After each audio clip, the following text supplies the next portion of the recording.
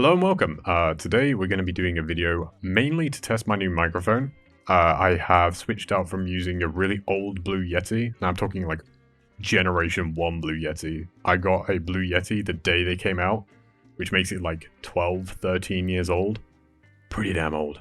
So I've switched out from that to a Rode Pod mic.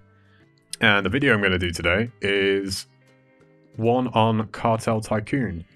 Now, this is a management game that is available on Steam. It's about $25, I think, maybe 20.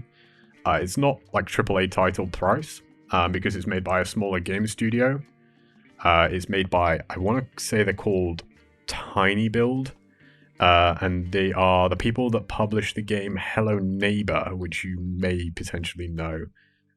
So this video is going to be, is this game worth playing? Simple question. Slightly more complicated answer. So what we're going to do is, I'll show you the new game area. You have a story mode, a survival mode, and a sandbox mode. Now the big thing for me in any management style game is a sandbox mode. I hate being in a scripted environment in management games. I just want to be able to sprawl out endlessly and do whatever the hell I want. So sandbox mode is nice. I will say though, it's probably worth playing the story and survival modes to unlock additional things in your sandbox mode. So I'm just going to skip that. This is the Fluffy Kitten Cartel. And I'm just going to use this as a good example. As you can see, I can choose my starting capo, who is the leader of my gang, of my cartel. And these are all locked because I need to do certain things to unlock them. So there's a lot to unlock. And there's also buildings within the game that require you to do certain missions to be able to unlock them. Something I appreciate quite greatly is that you can mess around with these starting settings. So you can make yourself an absolute millionaire to start with, or start with no money at all, which is always nice to see. But doing so disables... Let's have a look. Yeah, you can see here it disables achievements by doing that. But what we're going to do now is, rather than do that, we're just going to continue a game. Okay. This is recording attempt number like 6, by the way. I've been playing around with settings. I messed a lot of stuff up, so I've had to re-record this quite a few times. I'm doing this with no script at all, so I'm going to make mistakes. I am sorry if I do. But hopefully I can just kind of give you a general idea about this game. The main reason I'm covering this game, and I will be covering other games in the future, is because this is a game that not a lot of people seem to know about, and I enjoy it. So I thought I would show you guys this game, and maybe potentially one or two of you will go out and try this game out. First things first, graphically, it's not that bad. It's nothing amazing. It's not going to win any awards. But it does its job. You're going to be zoomed out quite far anyway. It looks quite nice and vibrant from a distance. So it's not too bad. I'm also going to say sorry if you guys can hear my keyboard. I've tried noise gating it to get rid of it, but then it gets rid of my voice entirely. So I think there's other stuff I need to sort out with this microphone and different settings. I just can't fine-tune it enough right now. But nevertheless, we're going to continue. So this game is about managing a few different things. First of all, it's about managing your dirty money and your legal money. Now, legal money can be used for everything.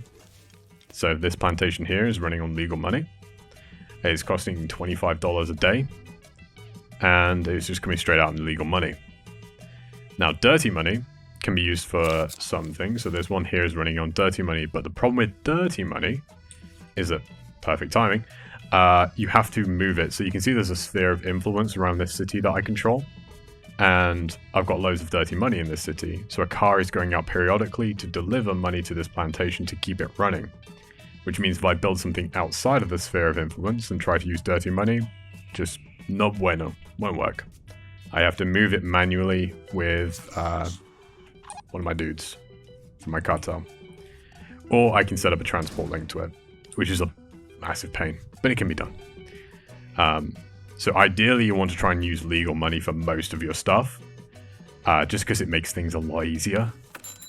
But unfortunately, you get paid in dirty money. Anytime you sell drugs, that will pay you in dirty money, which means you then need to launder said dirty money. So you can see here I've got a bank, and every 10 days it will launder $30,000 for me. So that's just kind of working away and doing its thing. And I also have a cathedral which is laundering 18,000 every 7 days. So part of the management part of this game is making sure you stay on top of laundering your dirty money into legal money, especially because sometimes you'll need to make bribes, and those bribes will most of the time have to be in legal money, which makes them a bit of a pain. The next thing you have to manage is, you can see up here in the top right, you've got this terror bar. Now, anytime you do an action that gets caught, so for example, if you, let's say I'll try and give you a good example. Let's say I have this cannabis here, which, for argument's sake, let's say I could actually sell this. You can't sell it in this state, you need it to be dried first. But let's say I sell some cannabis at this port. Now, it is possible to sell it, but every time I do so, it's going to increase my terror level, because I'm committing a blatantly illegal act. It's the same with this warehouse here. It's controlled by local thugs. So I can move my guy over here, give him some backup, and tell him to go and attack this warehouse and take it over. The problem with that is it will, in fact, increase my terror. Now, what's the problem with increasing terror? Well, you can see here, you've got different stages. So each of these stages creates more sort of issues for yourself. If you get to the very far side, it is a case of they'll just kill off your capo, your cartel leader, which is this guy here for me. If your capo dies, you have to replace him with one of your lieutenants. So your second in command will take over and become the new capo. So it's not the end of the game if he dies, it just makes it much more difficult. Not only that though, every single one of these stages, so you've got police here, you've got federales here. So at federales, for example, they will periodically roadblock your roads, and if they see any drugs pass through there, they'll seize them. So you'll just effectively lose money. But at police, they will start going to random buildings and locking them down if they find that you indeed are laundering money through there, or you're, selling drugs or making drugs, whatever it is in there. If they find anything illegal in there, they'll shut it down. You have to buy it back, which is a bit of a pain.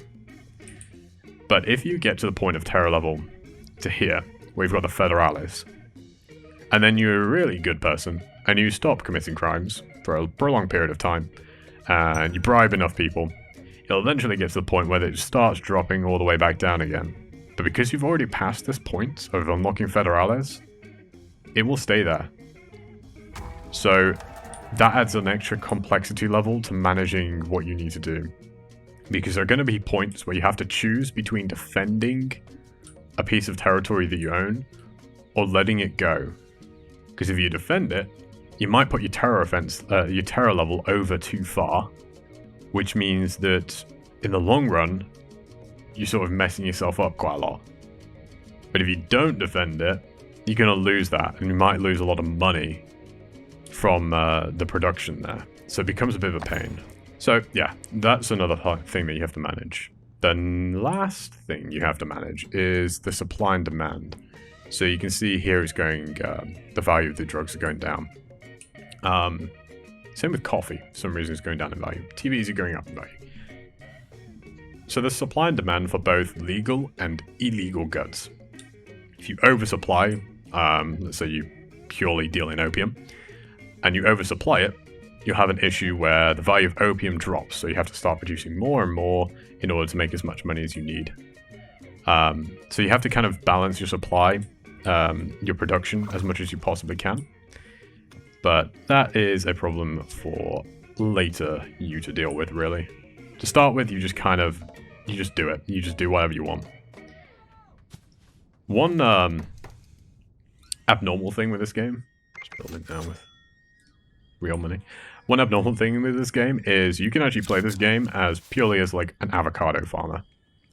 I can just sell avocados on the black market, and it's not illegal. I can just continuously sell avocados and not have to worry about it.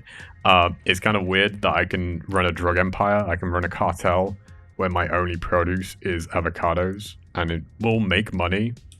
You just then have to launder it weirdly.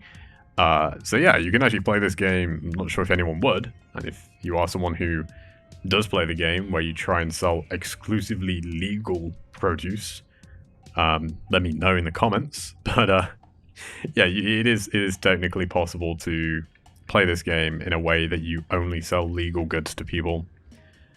But the idea is that if I, let's say, have this avocado farm, so I've got these avocado plantations, they're growing avocados, and now I have all this marijuana that's been dried out by this drying rack, and I want to get rid of this. So what I'm going to do is, I can't do that because I've run out. I have some coffee stored though. Okay, so we'll do it in coffee to show you. So I have coffee here, and I'm going to take some dried cannabis. So I'm going to take 1 coffee and 5 dried cannabis and use that to mask the cannabis. So I could sell the dried cannabis directly, but it would increase my terror. So it can be seized, and it can be a bit of a pain.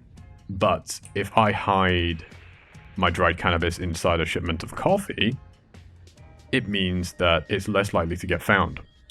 It also means it's more densely packed because there's 5 cannabis for 1 coffee, which makes it easier to ship a lot more of it. So what I can do now is, I think I have some stored. Yeah, I've got 120 opium inside some coffee here. So if I just go over to here, I mean, I can use these if I want to, these transport companies to do it, but because they're not nearby, all kinds of weird things. It's just not ideal. So what we're going to do is we're going to try and sell this opium that's inside coffee. So you can see it's 24 coffee here, but that's 120 opium. So it's a pretty decent amount. So we're going to deliver all of these opium, all of it, to here, and sell that off. So there is like some extra layers of complexity to this game, but this is the kind of management game that it is as complex as you want it to be. You can change your settings to make it really easy. I've played a lot of management games. If I put this on hard, it is really difficult.